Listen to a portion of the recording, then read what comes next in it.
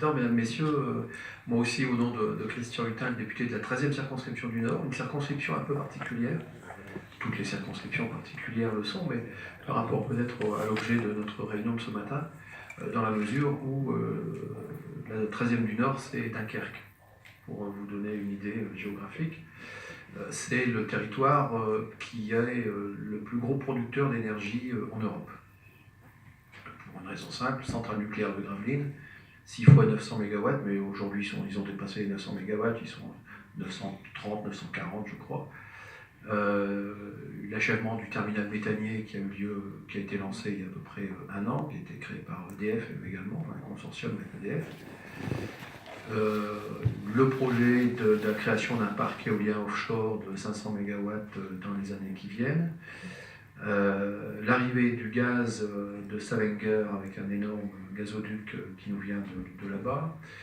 Bref, donc, et puis évidemment toutes les implantations industrielles que cela sous-entend, avec cette capacité énergétique, avec cette électricité. Bon marché, fiable, je parle de l'électricité nucléaire bien évidemment, bon marché, fiable, à coût constant à peu près.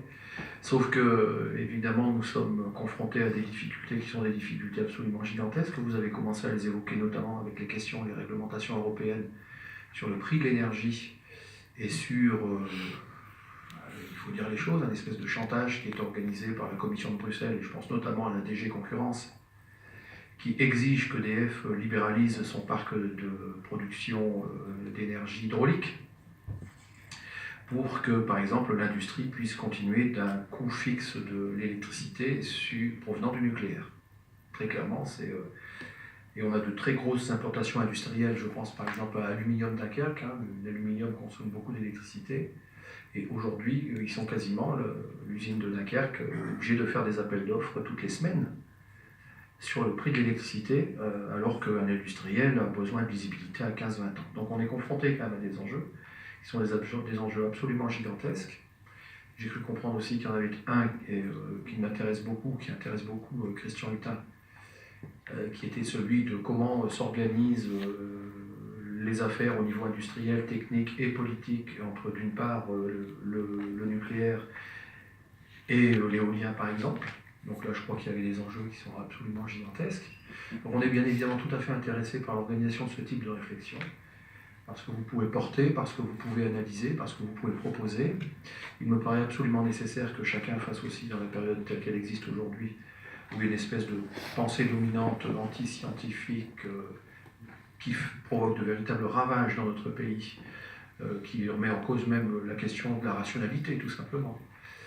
Que chacun fasse un peu preuve de courage, et notamment les responsables politiques, qui ont parfois, je vous le dis très clairement, je le dis d'autant plus facilement ici, la fâcheuse tendance à se plier à certaines injonctions d'une pensée dominante qui va fondamentalement, je pense, à l'encontre des intérêts bien compris du pays.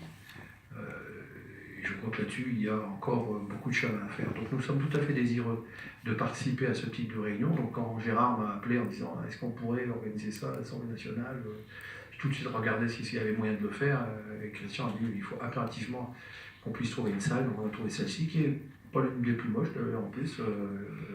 Franchement, c'est sympa. Qu'on puisse se faire ça ici.